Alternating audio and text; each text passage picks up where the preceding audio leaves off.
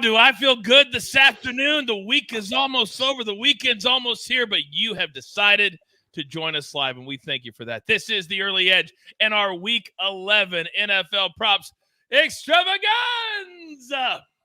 And I tell you what, we are fired up today because when you talk about everything that's coming down the pike, there is so many moving parts, so many injuries. You need my experts to get you through the weekend. So with all that being said, let's bring in the stars of the show. You know them, you love them, and we're back to full strength this week because our main man, Uncle Dave, is back. We hate it whenever he misses a show. It was a couple weeks. Dave, I'm just saying, you were the only one that's missed a show. I'm saying that we're back to full strength. I'm the only slacker of this group. Now, I will say this. By the way, Buckets is in the chat. If you want any questions for him, put them in there in real time. Now, who gets our 15 seconds this week, gentlemen? Who gets this 15 seconds? Apparently, EC does because he went 4 out of 5. Dave went 3 out of 5. Probably not the best week on the show, but had a great week at the site. So, EC, I will take a step back. 15 seconds is yours. Well, Coach, I'll keep it short. Every blind squirrel gets a nut. That's all I have to say about this. Beating these two guys for 1 week probably won't happen again. They're the gurus. I'm just happy to have a good week and contribute every now and then. You know, I always tell my son when we're out on the golf course, only positive things come out of your mouth. Because whatever comes out here is how you live. Only positivity from you moving forward. But, Coach, these are the two best. These are the two best. But you can't expect to beat the best all the time. You can still say positive. You say, hey, man, I feel really good about that week. Felt really solid. Changed up a few things. I think I can have 2 weeks in a row. See how you did give me good advice. You did give me good advice. I do want to credit you for that. So thank you. Okay. All right. Buckets says EC is so humble. Shut up, Buckets. Thank you, Buckets. It's been a long day with Buckets today, Dave. It's been a long day with When Buckets. is it not? Thank you. Thank you. The problem is he keeps hitting his bets. Like he had one bad day yesterday. And somebody said today, they said he's more worried about entertainment than he is about his picks. And he cashed one in the first 30 minutes today just to dunk on that person's head. It's what he does. Now, we're also going to cash tickets this week. This is going to be our week. This is going to be our best week. So what do you do when you need a really powerful week? When you need to come out strong out of the gate? Apparently you have 2 kicker props. And that's where we're going to start. So, EC, you can't make it up. Where are we starting today? Coach, I love kicker props. We hit one last night with Justin Tucker. So let's go back at it. Brandon McManus over 1.5 field goals at -120. You know, we've gotten a trend. You've mentioned that, you know, you find a trend and you just want to stick with it week after week. Well, the Titans have allowed 2 or more field goals in 5 straight and 8 of 9 games this season. They've given up 25 made field goals in 9 games, almost 3 a game. And then, Coach, I know you hate when I do things like this, so I just can't help myself. Brandon McManus has a very interesting trend this year. He has alternated single and multiple field goal games all season. 1-3, 1-3, 1-3, 1-4, 1. You know what that means, Coach? He's due for 3 or 4. I'm rolling with 3. I think McManus over 1.5 field goals at -120 is a good value. I go on so many interviews and so many shows, and I say, man, I have the greatest cappers in the world at my fingertips. Really, what's some of their theories, and how do they go about it? Oh, it's just they go opposite week to week. The trend. You want trends? I gave you a trend. Dave. Yes. 2 professionals just talking right here. Sure. Can you please give me a kicker prop without saying it's going back and forth like a teeter-totter? I like Matt Prater over 1.5 field goals at +104 because when the day of the week ends in an even number, he always gets a couple of. No, that's not what it is. Look, first of all, I got to apologize for what I did last week when I talked about Devin Singletary. I did write up why I didn't like him, but I said on the stream that he stinks. That was totally disrespectful, totally out of character for me. I apologize to Devin Singletary, who whipped my ass by going for 150 yards against the Cincinnati Bengals on my bench on my fantasy teams. All right, Prater. Over 1.5 field goals, plus money, 104. Prater made 4 field goals last week in Kyler Murray's debut with the Arizona Cardinals. This is a different Cardinals offense, obviously, because Murray's on the field. Murray looked great, by the way. Remember that name for your fantasy teams. We're not going to talk about the other weeks for Prater. They don't matter. different offense now with Murray under center. And Prater has a leg too, Coach. Over 50 yards on 2 of his kicks last week. It's proof positive that the Cardinals coaches will lean on him for a long ball. And Houston, okay, you want a trend? EC, pay attention. This is a trend. Kickers make 2 or more field goals in 6 straight games. Count them. 6 straight. And kickers have attempted at least 3 field goals in 3 of the past 4. That's it. That's all I got to say. Matt Prater over 1.5 field goals plus 104. I gave you similar stats. I did. Sometimes you got to let the spin breathe. And then he knocks out the microphone to let it all play out. I caught the mic too. That was smooth, Dave. That was smooth, big boy. Now, I know many of you are asking me, where am I going to make these kicker props? Well, I'm going to tell you right here, right now. At BetMGM, they provide all of the numbers for early edge. Now, new BetMGM customers can sign up today and get $200 in bonus bets. Just place your first wager of at least $10 and you'll receive $200 instantly in bonus bets, regardless of your wager's outcome, with bonus code EDGE200. That's bonus code EDGE200. Now, Proppy, I'm coming to you because people may not realize we don't do every single game on the prop show anymore. We only go into positions. So we have 2 kicker props on the board, but I want to go to rushing props and maybe fading, I don't know, maybe a running back who happens to play from time to time in Green Bay. What do you got? Coach, yeah, I've got a pair of running back props starting with Aaron Jones, Coach. We're going to go under 54.5 rushing yards. It has just not been a good season for Aaron Jones, particularly as a rusher. He's been pretty adequate as a receiver out of the backfield, but as far as the rushing metrics are concerned, no bueno. He is dead last in breakaway yards. 37th out of 44 running backs that qualify in success rate, 31st out of 44 in elusive rating. So just not been very good for Aaron Jones. He's had a lingering hamstring issue that's plagued him all season long, Coach. Been in and out of the lineup. He's also not playing a lot either. He's yet to eclipse a 60% snap share or rushing attempt share in a single game. He's ceding a lot of work to A.J. Dillon, who has been better than Aaron Jones, and A.J. Dillon hasn't been very good himself. So I think this is a really good spot to fade Aaron Jones against the Chargers defense. That's not very good, but they are particularly worse against the pass than they are the rush. The run defense has also played better recently, sans that game against the Detroit Lions. So I'm going to fade Aaron Jones under 54.5 rushing yards. And then another running back that I like, and we're going to back again, Coach, that's James Cook. Going to go over 51.5 rushing yards. Cook's averaging 61.5 rushing yards per game. But what interests me, or I think is worth highlighting here, is he's averaging 77 rushing yards per game in Buffalo wins compared to their losses. He gets a lot of work when Buffalo is in a neutral or positive game script.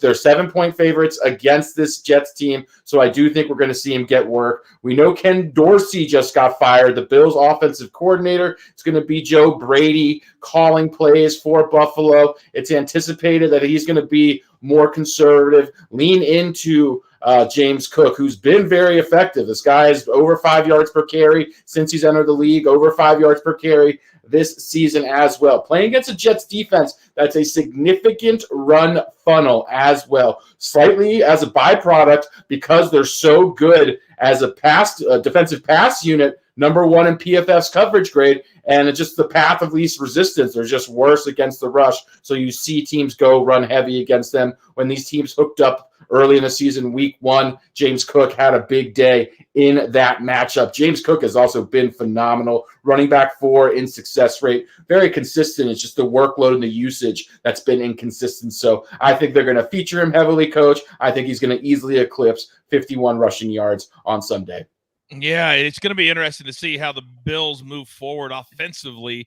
A little shocking that Ken Dorsey got the axe, and certainly Josh Allen did not like it at all and took it on his shoulders yesterday. So, Dave, let me come over to you, because years ago in the WWE, you probably remember this, I worked with a guy named Rico, and I loved him, man. Rico was a lot of fun, but he knew nothing about football. And now we've got, in the rushing prop category, another man named Rico. Who do you like this week?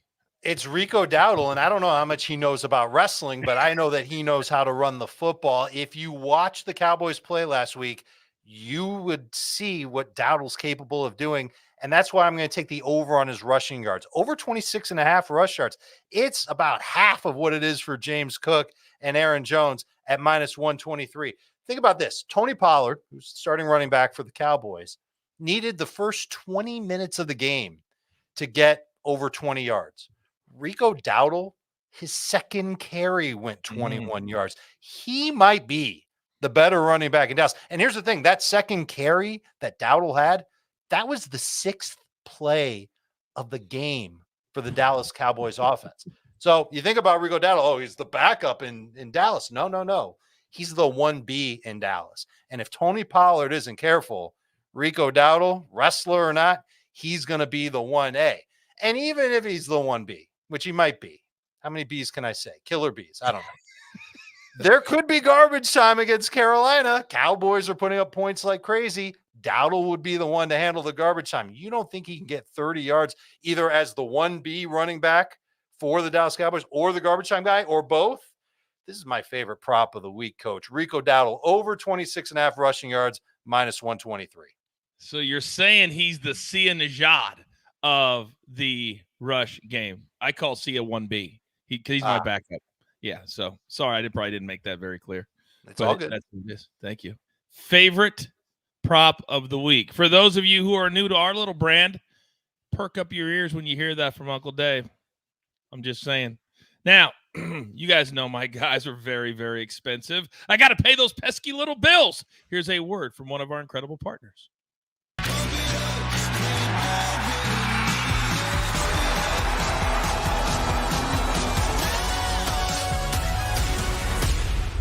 It's going to be a great matchup. 8-2 teams, UNLV Air Force on the CBS Sports Network. By the way, Jared says, I love the play, Uncle Dave. All right, you've got the Jared stamp of approval. All right, EC, you've been sitting there like a good little boy for the last 5 minutes or so, but now you get to play.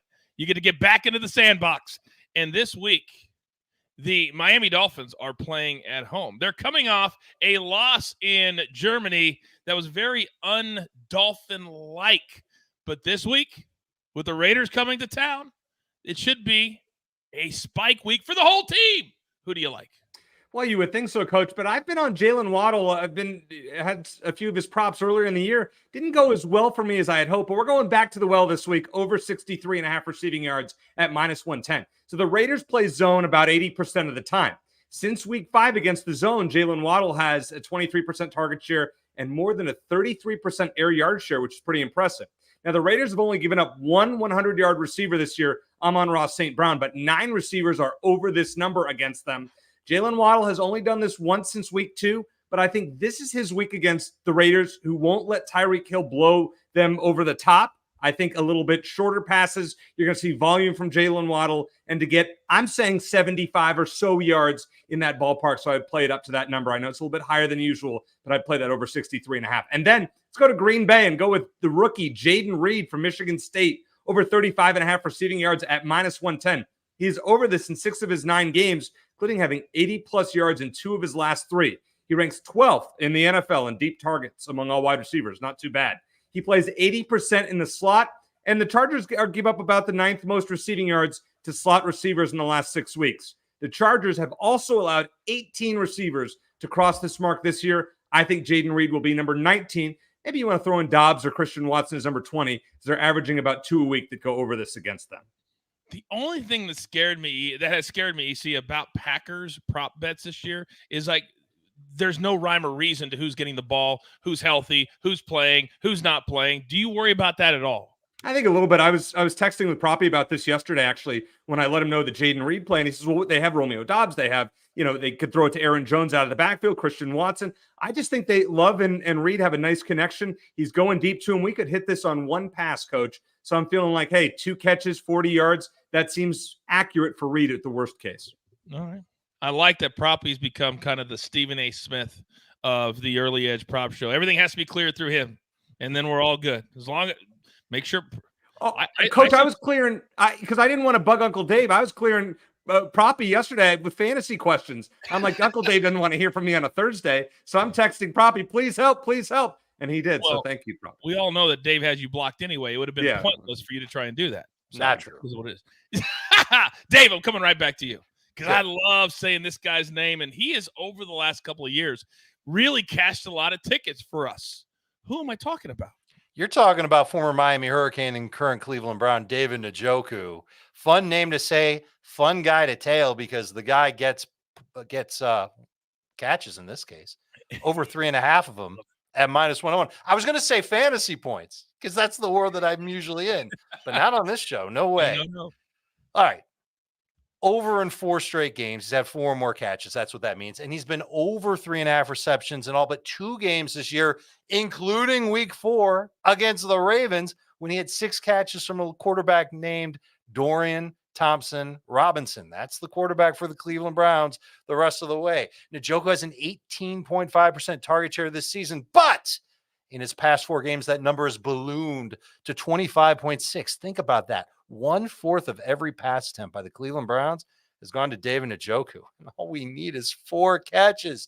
DTR threw to him 20.6% of the time on a low ADOT. And that's an important thing to think about. We're not looking at the yardage here for David Njoku. We're looking at him as a short area target, a check down guy, someone for Dorian Thompson-Robinson to lean on. And the Steelers at some point in this game probably won't mind those short throws as the clock ticks down and the Steelers pull away theoretically with a victory.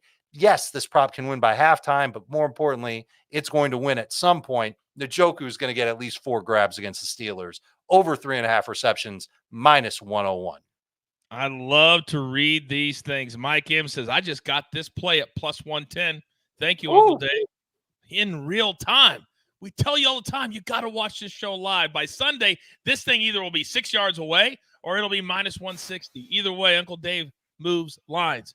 Hashtag, it pays to watch live. Now, Proppy, coming back to you, big boy, because the Jets have been very, very frustrating this year. But if there was one guy, and I mean one guy, that has been consistently brilliant, it would be who? Yeah, Coach, it'd be Garrett Wilson, and it's a shame that Zach Wilson is his quarterback because if this guy had a viable quarterback, Garrett Wilson would be talked about amongst the elite wide receivers. Truly having a fantastic season. That's why I like him over 65.5 receiving yards against a Bills defense, Coach, that has actually been poor, not only poor, very poor, since they have suffered some key significant injuries. Tre'Davious White, Matt Milano. This is not the same Bills defense. Then when we're talking about Garrett Wilson, he has been just phenomenal. He is the wide receiver 3, 3rd overall in ESPN's open score. He's had 12+ targets in 5 of 6 games. He's averaging 91 yards over his last 4 games. He has elite route participation, target share, air yard share, everything. He just lacks a viable quarterback. Even with a guy as bad as Zach Wilson, he's still producing at an elite level. I like this matchup for him. I do believe that they're going to be trailing against this Bills team, as a result, having to air the ball out. And again, number 1 in target share. He draws more targets, a higher percentage than any wide receiver in the NFL. Give me Garrett Wilson over 65.5 receiving yards, Coach.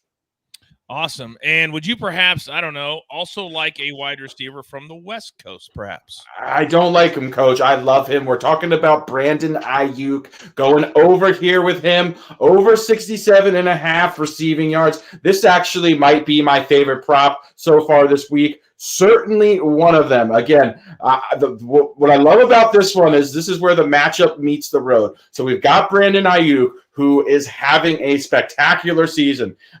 The 49ers don't throw the football a lot, but when they do, he is the engine of this passing offense. He leads the NFL in basically every single receiving category or receiving metric, I should say. Not the raw statistics like catches and receptions, but the stuff that's really important that I look for. But one thing he does lead the NFL is he is targeted more in the splash zone, which is deep down the field, but the middle of the field. That is that's where the bread and butter, that's where the spike games come from. It's hard to complete passes on the boundary of the field, but when we talk about the middle of the field, that's where we have the highest success rate, especially down the deep middle of the field. Now, he's playing a Bucs defense that gives up more splash plays than any defense in the NFL. So this is where the 49ers are going to attack this Bucs defense. It's going to be deep down the middle of the field, and they're playing the worst defense at covering specifically that area. And then on top of that, the 49ers are the most aggressive team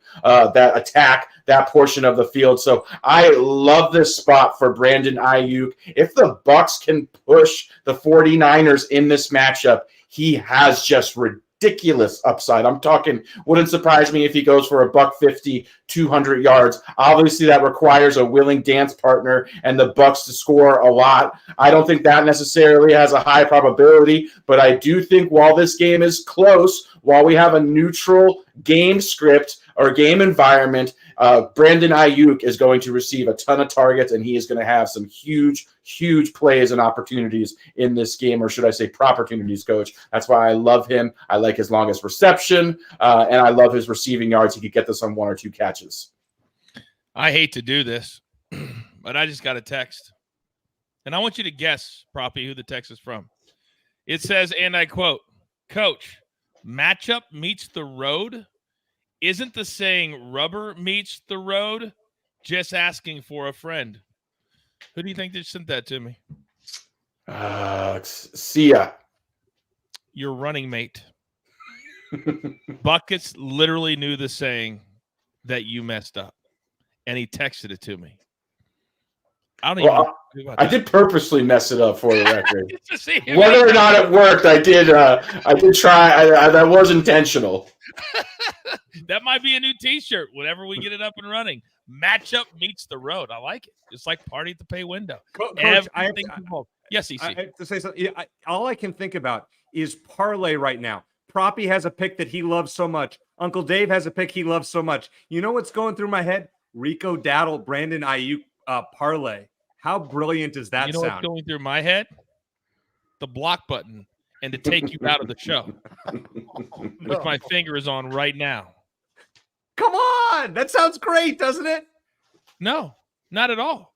Not at all. But I do know what sounds great. A little bounce back for the Jacksonville Jaguars. And they need a current number 13 to do it. So instead of focusing on putting 3 things together, how about putting one good pick together coming out of Jacksonville? Can you do that for me? Well, actually, Coach, I would add this to my Uncle Dave Proppy parlay because this is my play of the week. Christian Kirk over 58.5 receiving yards at -130. A little juicy, but is what it is. The Titans generally play too high coverage over their last 4 or 5 games. Against too high coverage, Christian Kirk has a 27% target share, a 33% air yard share, and a 35% first read share. He has 75 or more yards in 4 of his last 6 games.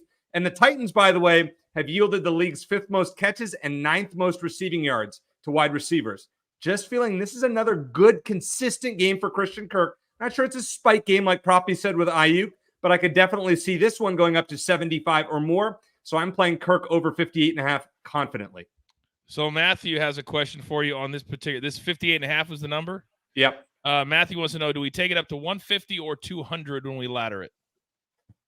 Let's scale it down, Coach. Let's just maybe 100 seems okay, but outside of that, I don't want to go too big here. Proppy's aiming for the world this week with Ayuk. I'm not going that far. By the way, Bobby says I'm taking over on Ayuk line 75 plus, 100 plus. You like that, Proppy?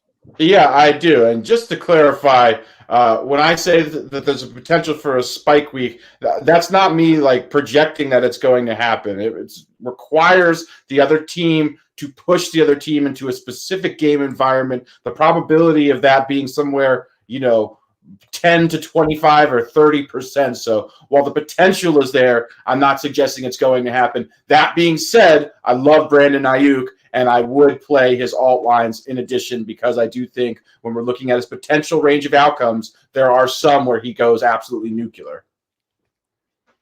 Hashtag educate and entertain, ladies and gentlemen. By the way, Matt says, my employees keep calling me and interrupting the show. Don't they know what time it is? Shaking my head. Matt, I say the same thing about buckets. The exact same thing about buckets. Now, we've got a few more picks to get to. But before we do that, I need to hear from just one more of our incredible partners. It's never too soon for college basketball. Don't miss the Greenlight Sunshine Slam on CBS Sports Network. Oh, my apologies, EC. I was just looking at the two games I just cashed courtesy of myself. Northern Illinois, thank you. And Dayton, thank you. But were you on either one of those games today? Coach, it's football season. I'm not there yet with college basketball betting just yet. We'll focus on that in January. Clearly. Okay. It hurts. I know it hurts. Now, Uncle Dave, I'm coming over to you. Because when I see a line that is 8.5, and I know that that's just a lock, one of my TikTok locks of the week, we get that. But the Lions won't have to do very much this week, I believe, to get past the Bears, which could then lead to what?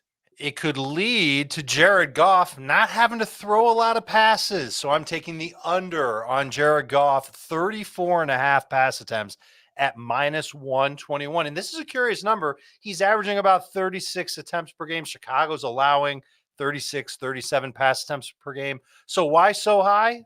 Well, Coach, you kind of just laid it, or why so low, I guess I should say. Coach, you just laid it out for me. I think this is a game where he goes under. And Goff has thrown 33 or more times in all but 2 games this year. The 2 games, blowout wins with David Montgomery on the field. Every single other game he's playing this year, either Montgomery left with an injury, Montgomery didn't play at all, or the Lions were in a competitive game. They needed Jared Goff, and he threw. And I'm not ruling out Chicago being competitive, but even if they are, the Lions can stick to the run to topple them. They've got David Montgomery. He used to play for those Bears, probably as a revenge game on his mind. And here's one more thing, and this is something that I noticed, and this is one where it took a little bit of digging to do. Detroit plays next Thursday against the Packers at home, right? Lions on Thanksgiving. Tradition, holiday tradition. Last year, week 11, blowout win over the Giants. The Lions reeled in Jared Goff considerably. He handed off more than he threw in the fourth quarter. Guess how many pass attempts he had that day? If you said a number higher than 30, you're wrong. If you said a number higher than 27, you're wrong. If you said a number 26 or lower, you were probably wherever it's going. It was 26 attempts. But that's the point, is that he might not be asked to throw much if the game's in hand because they got another game to prepare for 4 days later. Jared Goff, under 34.5 pass attempts per week. 34.5 pass attempts at -121. Dave, I'm going to make your point even better for you. You said blowouts and all these different things. Let's just go back to last week for a second. How many points did Detroit score? 41, correct? Yes. How many attempts do you think Jared Goff had in a 41-38 performance? Did he not get to 35? 33 attempts last week. 23 for 33 last week for 333 yards. The team rushed for 200 yards, courtesy of your boy David Montgomery with a $116. That could happen again. 41 points, and he only threw it 33 times. That's why Uncle Dave is #next level. So we go from next level to EC. Now, it could be the same level. It came out wrong. Completely came out wrong. However, there has been a quarterback in Northwest New York that maybe he isn't as good as what we all thought everyone told us he was supposed to be. So, with all the turmoil, where do you find value? Well, this is a synergy play, Coach, with Proppy's James Cook bet from earlier in the show. I'm going Josh Allen under 241.5 passing yards at -115. First of all, we don't know what the weather's going to be like in Buffalo, but generally it's never that great. There is a chance of rain, snow, some combination of that I've never been in my life, and wind. Also, we're not used to that here in Arizona. So that's a factor. The Jets also, in their last 3 games against Josh Allen, they've held him to 205, 147, and 236 this year in week 1 on that Monday night game. Only 2 quarterbacks this season are over this number against the Jets, Jalen Hurts and Dak Prescott. Last year, it only happened 4 times. I know Joe Brady's a smart offensive mind, but I think Buffalo is going to focus on the run this week, including with Josh Allen's legs. I think his under 241.5 passing yards seems like a good bet. I think it seems like a good bet, too. I apologize. I got a little distracted because I was trying to read through the chat to get some actually real legitimate questions, but all I see, every other name, is yours. You're on your A game today, Big Cheesy. Genius, Mark. Only two. Only two? Only two. Grab your paper. Grab your pencil. We like to end this show a little bit differently than any other show that we do. I like to ask my guys, of the other props on the show, what do they like the most? So, EC, I'll come right back to you. When you look at the board, what do you like?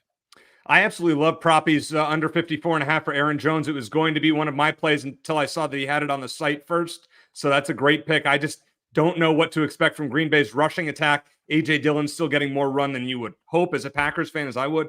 And I love Dave's pick of Matt Prater over 1.5 field goals. Love the trends that Houston giving them up. Cardinals offense is actually competent with Kyler Murray. All right, Proppy. I like those two, unfortunately. Which two do you like, big boy? He doesn't have his glasses on right now. Let me see.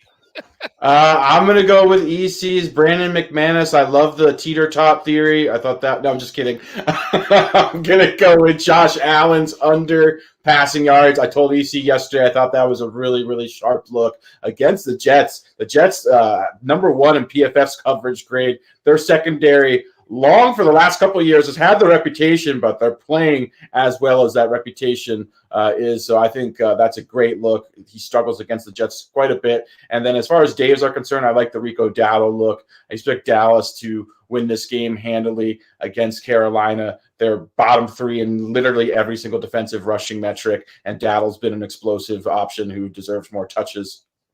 Yeah, and I don't think that Dallas wants to risk Tony Pollard getting hurt as well. So this could feed right into that, which I absolutely love. All right, Uncle Dave, talk to me. I like Jaden Reed over 35.5 receiving yards. I low-key think that he's the best receiver in Green Bay right now.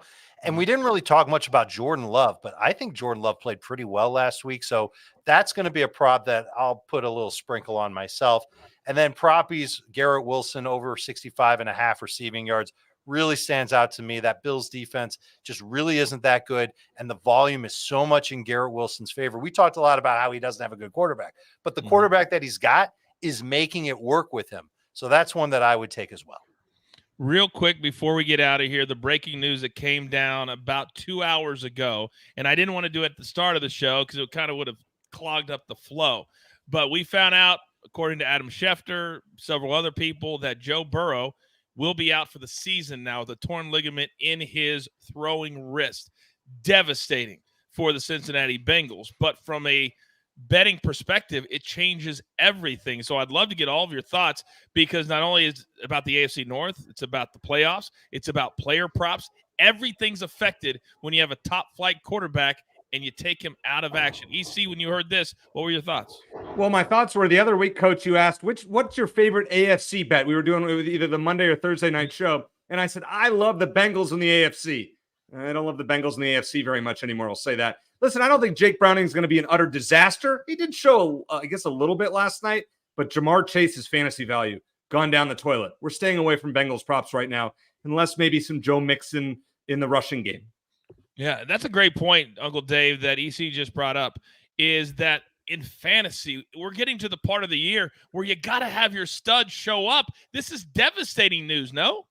Tell me about it. I've got Joe Burrow on my dynasty team, and I'm in the process of trying to win the league, quote unquote, going for it. And my chances of winning just took a massive hit. You don't even want to know who my backup quarterback is. Here's another point. They play the Steelers twice before this season ends, before even week 18. And then they play Kansas City later on. You don't think that those matchups, which would have been very competitive with Joe Burrow, have just now gone the tubes for Cincinnati? And then one more point, and this is going to make people really frustrated if you've got Jamar Chase or T. Higgins on your fantasy team. If the Bengals continue to struggle and they don't win because their defense hasn't been playing well, what's their motivation to keep those guys on the field if they're not at 100%, specifically T. Higgins?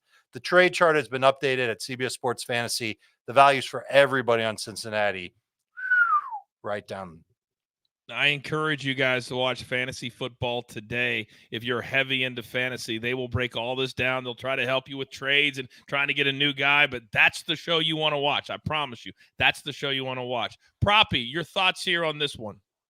Yeah, I would just agree with what both gentlemen said. I think it's just a brutal development for the Cincinnati Bengals, obviously shaping up to be a lost season. It's a shame because Joe Burrow had really started to look like the Joe Burrow who was a viable MVP candidate. And then as far as, the trickle-down effect for guys like Jamar Chase completely limits his upside. Just a massive impact for all Cincinnati Bengals. I don't think the team in such a competitive division has really any chance to be competitive. So, I think it's going to be a lost season for them, unfortunately.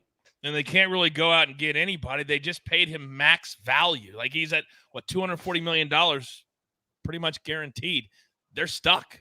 This sucks for a lot of reasons. Boys, thank you very much for that last part. So, this is all the damage that we can do. I want you all to have a great weekend. It's going to be super, super busy. Follow all my guys on social media because it never stops. Starting tonight and heading all the way through Sunday. Do not forget we have 2 big shows on Sunday for you. Also, if you're a college football fan, you haven't watched our mega preview, you still have time.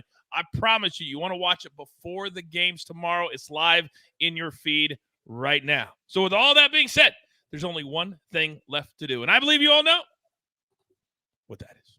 You've got your marching orders. Let's take all of these prop tickets straight to the pay window. Ryan Tyker, Lobo, Uncle Dave, Proppy, EC, my main man Snake, the executive producer of the entire brand.